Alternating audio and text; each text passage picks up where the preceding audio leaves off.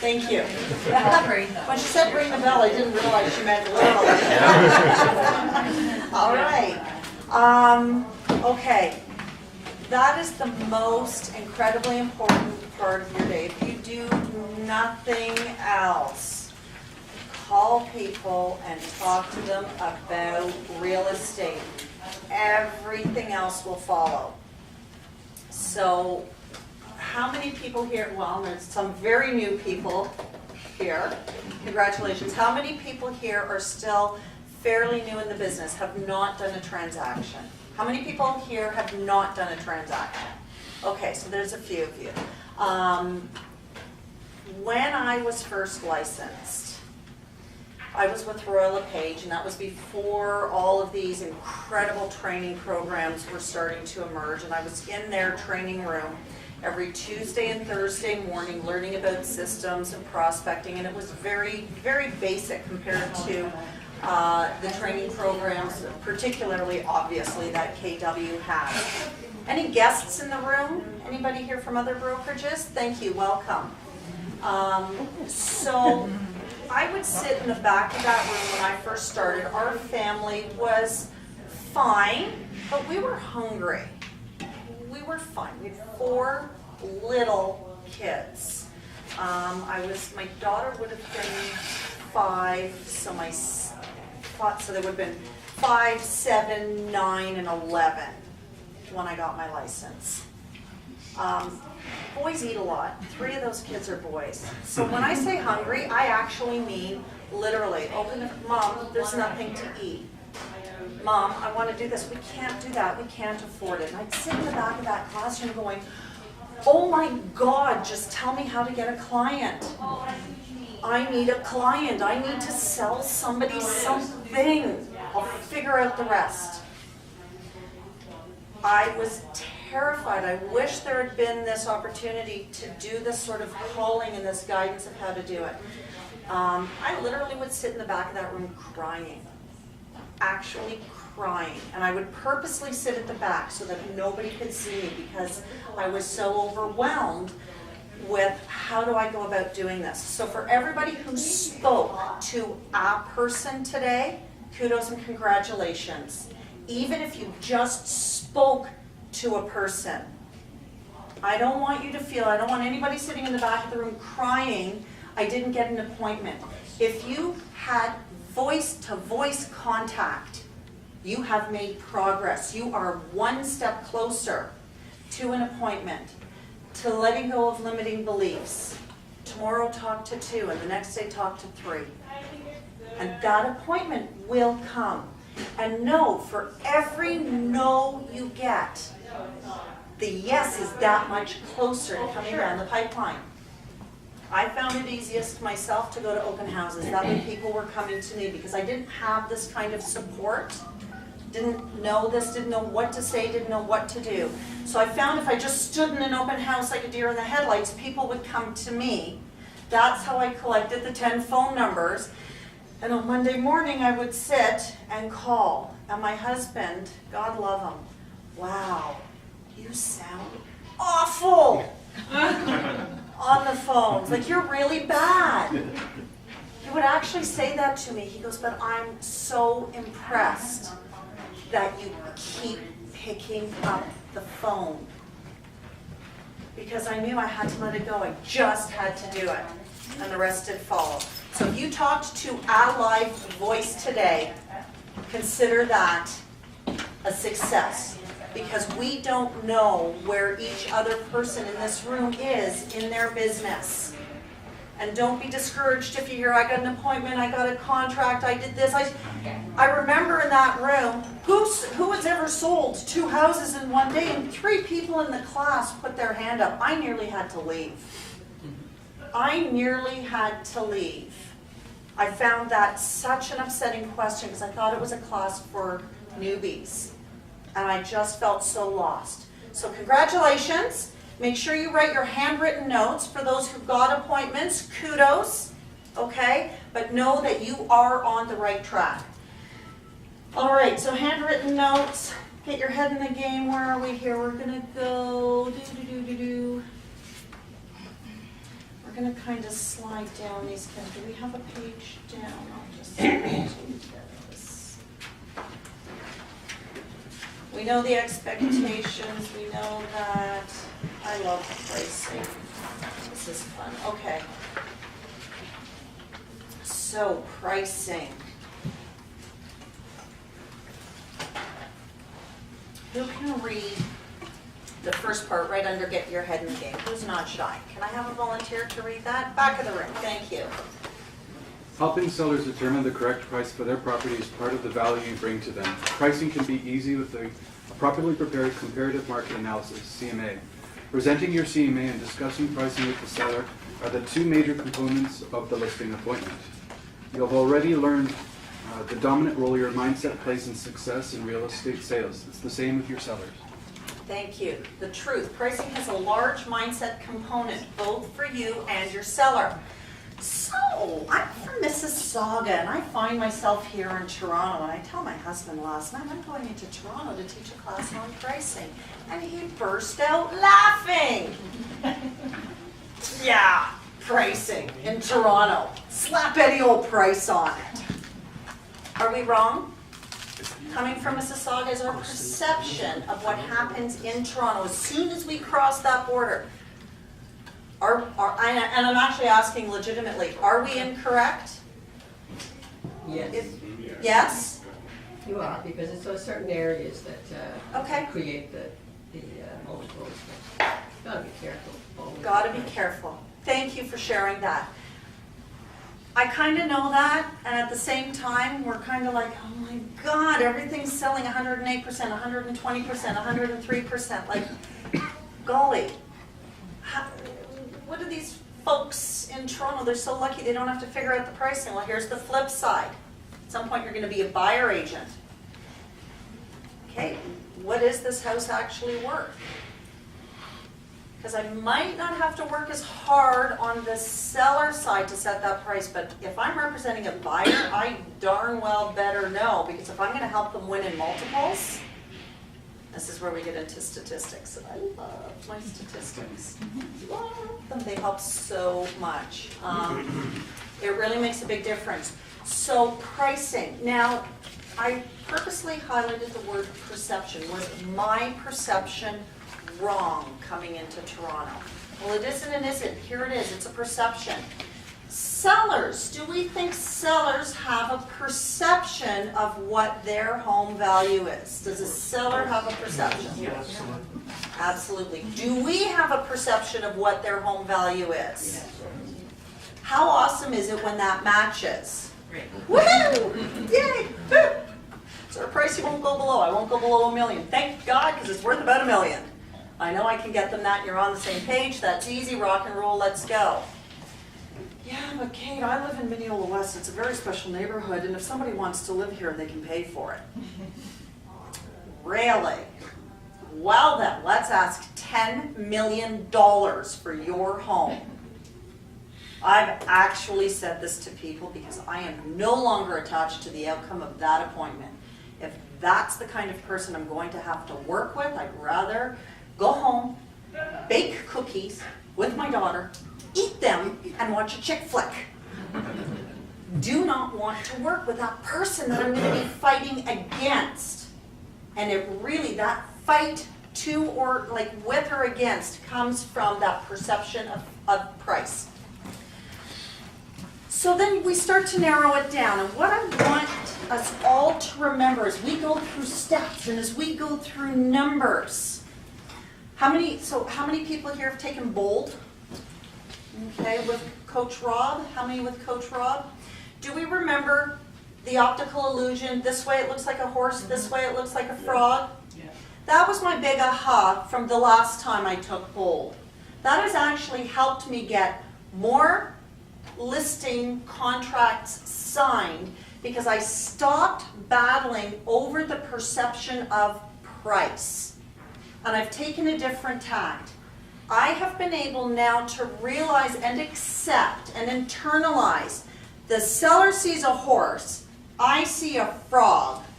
How do we switch back and forth between these things? I'm no longer telling my sellers, thank God, that they're wrong. They are. I just don't tell them that anymore. And sometimes I'm wrong.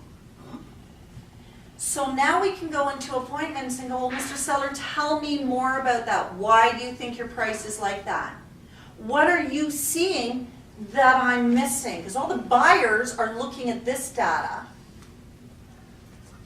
And I'm clearly missing something if you think this. So let's talk more about that. When you have a conversation like that, every now and then I go, I did miss that. Interesting. Now we're working together. Mr. Seller, I think your price is high. It's very possible my price is low. We've had it happen on many occasions where we've sold less than what my seller thought, but definitely more than what I thought. So if we can agree on a price tonight that will cause your home to sell, can we get the paperwork started? Yes. Okay? If we can agree on a price tonight that will cause your home to sell, and that's a very important phrase, that will cause your home to sell. All of a sudden they start getting where you're going to be going in this conversation. Okay? So it is a big mindset thing. Don't get married to your stats, to your research. Use them, know it, know how to present them, but know how to work with your seller and respect their perception. And set the expectation with them, because if you've worked with them and you've set expectations, should you need a price reduction, how much easier is that conversation? I have a house coming back on the market this spring where they've just said to me, yeah, Kate, we're going to list at your price. You're totally right. We're way up to lunch on that. We want our house to sell. So thanks for trying with us, but yeah, we're whatever you say. Yeah, it's awesome. Like, and they just, that's when they hand the keys over, because I never fought them. I explained why my perception was the way it was. But if you truly insist on this, I don't want you to be mad at me. And then I have the research and the data and the stats and the reports to give back to them, that they realize I did do my job. 3,700 people saw their house. And he's like, Kate, I would have killed for an offer. I would rather bring you 10 offers that you refuse than no offers at all. Okay? So now he's like, here's the keys. Whatever you say. Let's get this baby sold. 3,700? 3,700 views. Maybe we need more advertising, Kate, some more marketing. Why? So that we can tell another 3,700 people that we're overpriced? Say that to people when you're that solid, and if you are truly not attached to the outcome, and you will get pushed to the wall with some sellers. They are going to hammer you. Diana Kokoska has an amazing price reduction role play. And it's very good. 2 grocery stores are both selling milk. This one is $4, this one is $10. Which one are you going to go to? You're going to go to the $4. The $10, they hire clowns and a circus in the parking lot. Where are you going to go? Everybody knows it's there. Everybody knows it's $10. You're still going to go for the $4 one. So they hire the Navy SEALs for a day, and they come down on their ropes and they're swinging flags. $10 milk. Where are you going to go? You're still going to go to the $4 one. So Mr. Seller, shall I hire some Navy SEALs? Well, no, I guess not. I mean, there are obviously, little of this is for effect. There are nicer ways to put it, but there will be times where you're sitting in that appointment going, that price reevaluation appointment going, I don't care anymore. If I can't get the right price, I can't get this house sold. So do what you need to do. And here's the irony. When we get it into the right price, a lot of times, and tell your sellers this, if we have some really good luck, so many people have seen it, if we get into the right price zone and the market timing is really good, maybe we will get those multiple offers and it's going to come right back. Because who hasn't seen that happen in our market conditions? So work with me. Stop fighting the market. Work with the market. Okay? Pricing is a process. Learning to do it well also requires knowing pricing strategies based on principles that drive markets. So we will talk a little bit about that. You'll use your knowledge. See all that knowledge in your brains? It's awesome. It's all in there. It's all there. In pricing and presentation to win the seller's agreement on the list price, a price that will get their home sold. Okay, let's talk about some, I went through this a couple of times, and it's, how do markets work? What is the most basic, who can give me the most basic rundown of how a market works? Thank you. Supply and demand, as simple as it gets. Supply and demand. Here's supply and demand in South Mississauga. This goes into, I have South Mississauga, I've got Mississauga in general, I've got Oakville. If I'm coming into Toronto to do a Toronto listing, I will do 2 years of research. I will do my homework. Do not think if you see a Kate Peterson sign in your neck of the woods that I haven't run this for my clients. I will sit down and do whatever it takes to run my numbers for their neighborhood.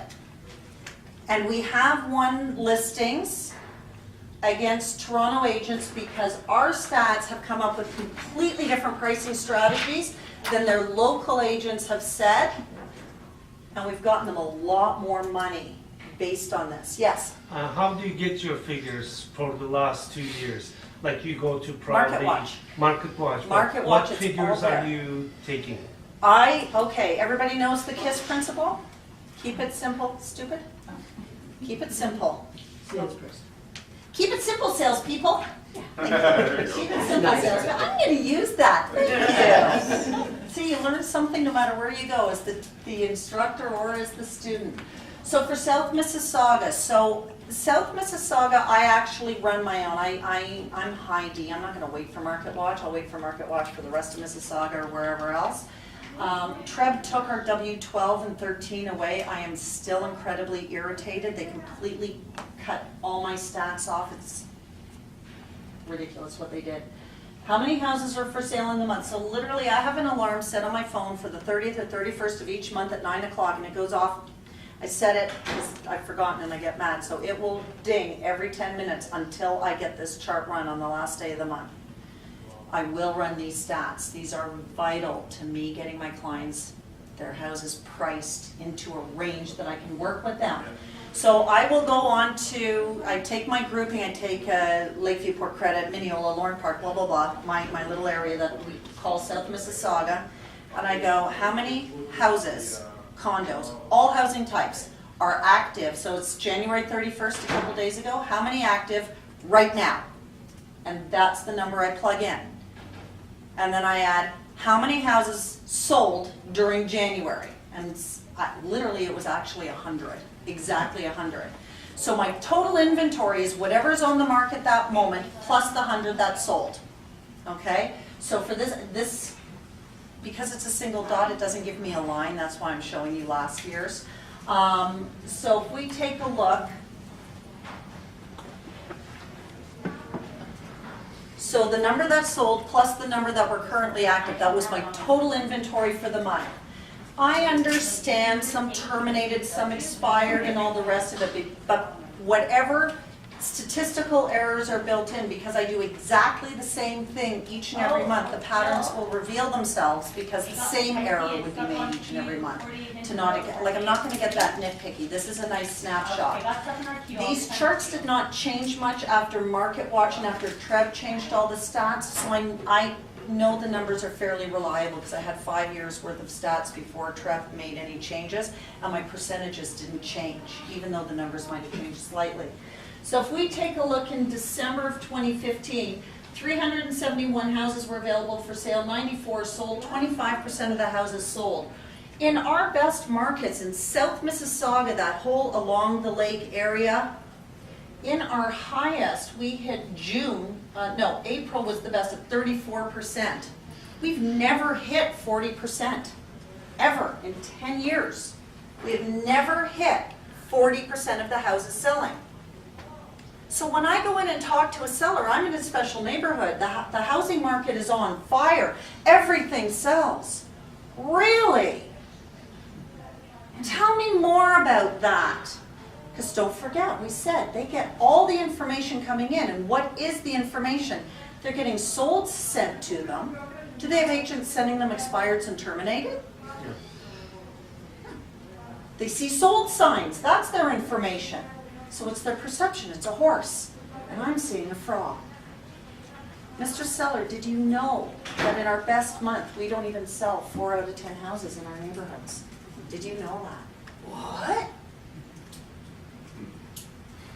How could that be? The market is so hot, everything is selling. Apparently not. Tell me more about that. Oh, wow. So at this point now I can get into a conversation about what their home is actually worth. Yes? Are you doing these in a program, or are these somewhere you can just sort of already have them done This for is you? called Word. Microsoft Word. I'm not even kidding. MarketWatch, is this something, like, are you talking about marketwatch.com, like the website, or is there? Market Watch is what the Toronto Real Estate Board puts out too. No, I understand, because I appreciate there's new people. So Market Watch is the monthly report that the Toronto Real Estate Board produces.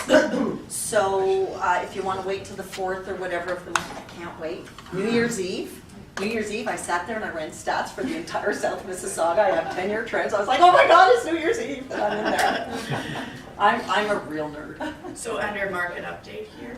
Like there? Or Market Watch, it's I right see on the it. front page Got it. when you log in. Thank you. Would you be able to send us one version of anything, just to look Yeah, at?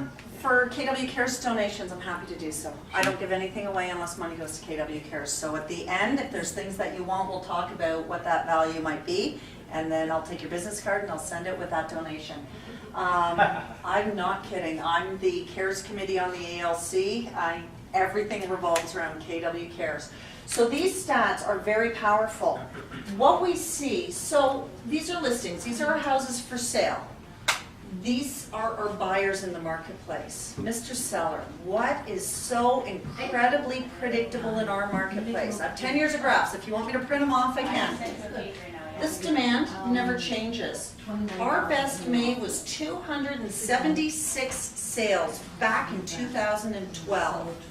We peaked in May of 2012. We have never seen a month better than that. So in our best month of all time, there were only 276 buyers. Yeah, and you can still shop.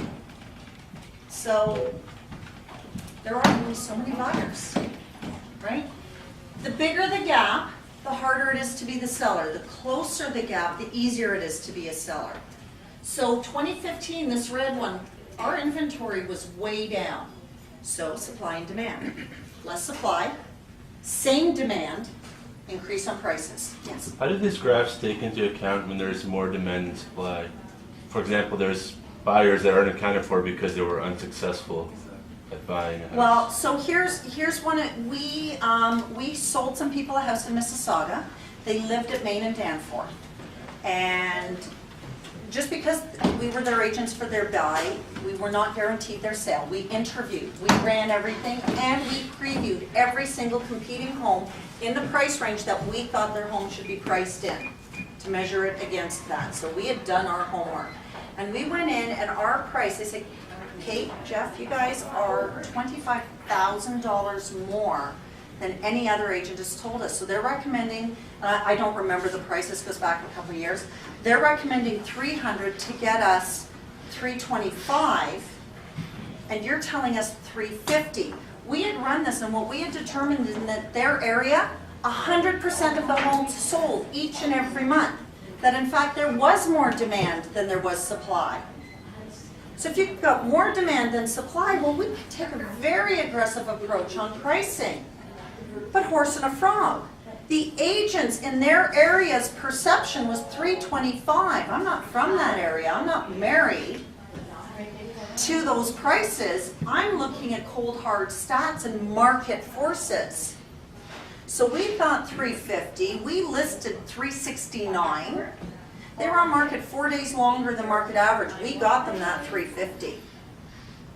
And they were like, this is unbelievable. No other agent told us a number even close. They were thrilled. Because taking that into account. So we're going to get to it. I'm going to save it because I start getting excited about wanting to get right into stats. So we're going to save it. We are going to do an exercise where we're going to look at some absorption rates and so on.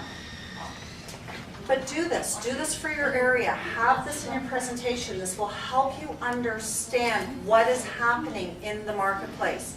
You can run this for years because all of the data is available on MarketWatch. Okay, all of the data is available. So you're going to be able to go, what percentage of homes? What is my usual demand? What is the usual supply? And how does that affect my pricing strategy with my client? Okay, so that's our market dynamics. That's your supply and demand in a nutshell. If markets do ever turn down, even more important to understand this, even more important to be able to talk to a seller about what supply and demand means. Determination of value, who can read that for me? Volunteer? Thank you. Value is established based on an agreement between a willing seller and a willing buyer. The tug of war is always between what the seller wants and what the buyer is willing to pay.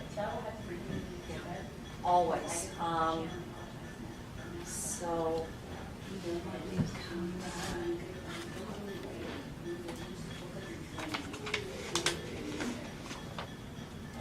I think the lunch point, you might have to help me get that into their lunch, I drop them off, because.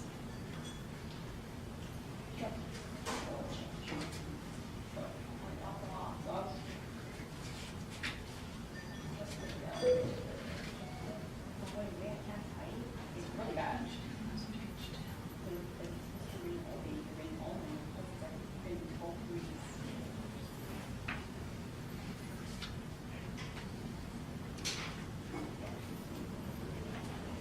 all right.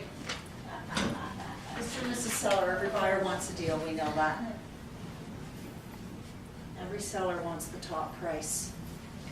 Of course. What do we think is gonna happen if we price way up here? Again, Microsoft Word, people. Keep it simple, salespeople.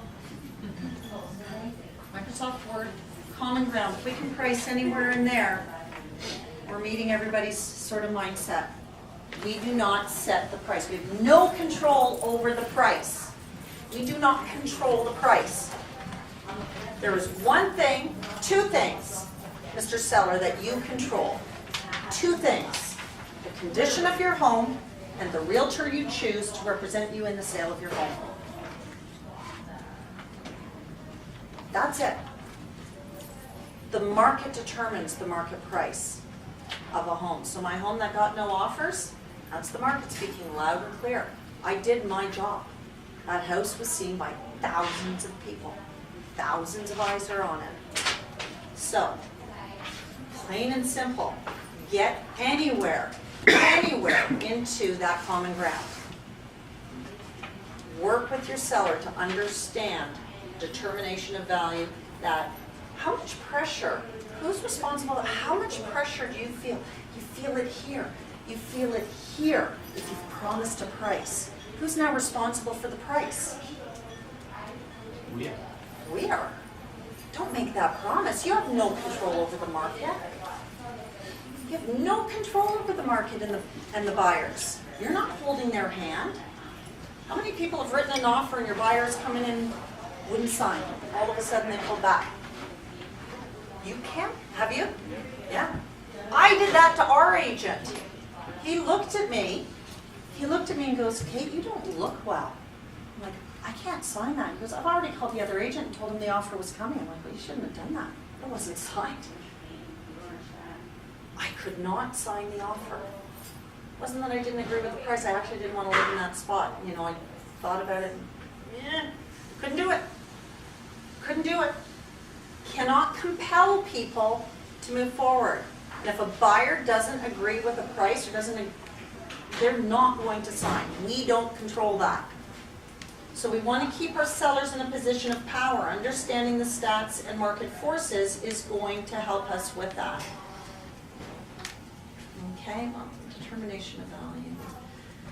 Okay, local market conditions. Inventory, how much is for sale and is inventory rising or falling? Tell me about your area around here. What's your inventory doing? Going up, going down? Not a lot for sale right now. Not a lot for sale right now. Going up most likely. Compared to last year, do we have a sense, are we gonna have more houses than last year, the same as last year, or fewer than last year? Kind of what's happening? Nobody except me has a chart. I have a chart. I don't know what's going to happen. I do know inventory will go up. But Kate, the stock market and oil and the Canadian dollar. And because we do a lot of door knocking, we get a lot of face-to-face. Well, if I did sell my house, where am I going? I've got a lot of people who, unless they need to sell, our market right now, the biggest thing that I'm hearing and seeing is, if I don't need to sell, if there is nothing compelling me to sell, I'm not selling. So in a very stable marketplace, you're going to have a lot of movement because people are going to go, oh, I can get that next house. It's okay, it's okay.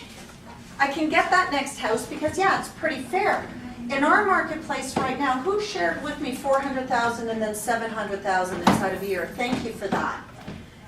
Sellers are seeing this happen and go, but if I sell my house, where am I going to go? I can't afford to go where I want to go because I can't keep up with the inflation, with the rising prices. So because we don't have a lot of whimsical moves right now, people are staying put. That's the best I can come up with. I don't know what to tell people. I don't know why our inventory is so low. Higher end markets, inventory is just incredible. But I mean, I'm fortunate, I've got RRSPs. Not as much in my RRSPs as 2 months ago, watching the market tank. So who else is that taking a bite out of? So if you're RRSPs, or if you're in the snack bracket, or the people you're talking to are in the snack bracket where they've got all this going on and they're losing money in the market, are they going to sell their only appreciating asset when there's uncertainty about where they're going? Guys, take all these market things into account, figure out the mindset, and go after whatever today business it is that you can find. You're not going to convince me to move. I don't need to. I don't want to. It's a great asset. I get it, but where am I going to go? Don't fight that. Find the next person who's like, well, actually, kids are gone. I do want to head out to Niagara Falls. Market's good. Now's a great time for me to cash in. Find that person. Okay? So inventory, do a little bit of homework. See where you are compared to last year, where this month is compared to last month. These sort of things. How many buyers, how many sellers? Do a little homework. Get that picture. We are expected to be the experts. Put a couple hours into it. Be the expert. Days on market. I love this question. Average days on market in this area here, what are we looking at? 10 days. 10 days? 6? Yesterday, or Monday, someone said 6. Now you say 6. Does that sound about right? 6 days on market? God, exhausting. Your marketing costs must be just through the roof. I just did a deal on that. I'm like, oh, thank God, it finally sold. 6 days on market, yes. Houses that don't sell, count to that stat as well. Go into that stat, yeah. So you can pull up the active inventory. In Treb, there is a button that says you can pull up your area, your housing type, get specific, and click statistics. And it's going to tell you, and you can do it for your available and your sold. So you can say, Mr. Seller, the current available inventory has been on market for 3 days. That's the average. The sold inventory, click statistics, has been on market for 8 days. There is a button that says statistics at the top, and it will give you your average sale price, your median, your average days on market. Okay, you can pull that up real time. You can pull that up in a listing appointment. Okay, so get familiar with some of these buttons, and again, keep it simple, because the seller will need you to keep it simple. When they see you're proficient at this, the trust comes. Oh, I don't want to have to sort through that. Oh, she knows everything. I love them. They never look at my chart. Oh, they just assume I know everything.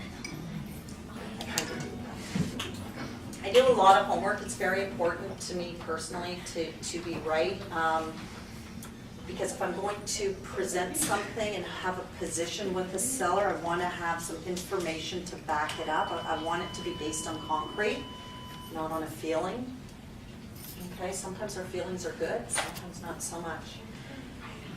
In this area, do you folks use price per square foot for houses? No? Okay, that's very US, right? We watch those shows. For condos, however? Yeah. Yes, okay. We do the same thing, so watch for that. It makes it a lot easier when we're assessing price per square foot on condos to then add in or take out some of the upgrades that places may see. Changes in the local landscape. Who can read this one for me? Thank you. Monitor changes in major employers, shopping, schools, other services in the community, and changes in local laws that impact housing. These all do make a difference. Right now in Lakeview is like the armpit of Mississauga, well, other than Moulton, see, I don't even count Moulton. Lakeview I'm in has, Malton. sorry? I live in Malton. You live in Moulton. Count Moulton. Morning star here. Yeah. I'm embarrassed for you. Yeah, don't even count Moulton. There's an ethnic difference too, and I don't need to go there. I mean, we're all my marketing, I'm very South Mississauga based, and you know, we start to tend to stick close to home just because it's convenient and saves on gas. But Lakeview is really close to home. Fastest appreciating neighborhood in Mississauga. Kate, where should I invest? I want to build something for myself. I want the fastest appreciating area. Where should I go? Well, you should go to freaking Lakeview. Because they're building this, they're building that, the Walmart is coming, this is going on, that's going, this is going to be developed, and the school district, frankly, is good enough. And my statistics show it has higher year-over-year appreciation than any other neighborhood. Fantastic, put me there. Kate, I was driving around, I saw those kids using that car as like one of the, what do you call it when they're smoking in the car and all the Hot boxes. hot boxes, thank you. See, I don't know why I know that. that was a test. Oh, okay. So everybody knows, who in the room knew that? Who in the room knew that? And they're like, yeah, you know what, we don't care. We love the numbers in this neighborhood, and now that we're here, we can see the changes taking place. We're so excited about the future value of our property because our plan is to be there for 20 years. Okay? Know the things that are going on and the development that's going on. I have a house listing as we speak on a street that 2 years ago I would have gone, ew! And now I'm like, oh my God, why didn't I buy on this street 2 years ago when prices were here? And I cannot believe what I'm listing this house at because of the development going on in the area. And 2 years from now, once the rest of the development is done, it's going to just skyrocket. So, know that. Pricing criteria, getting the facts about pricing means evaluating a given property against other comparable properties. So just to go back to Oh, what sure. you just did, what would you use as your, to get that information about what's happening and what is the future of an area? What do you use? Oh, do you really want to see? Because Yeah. I like showing off all the stats.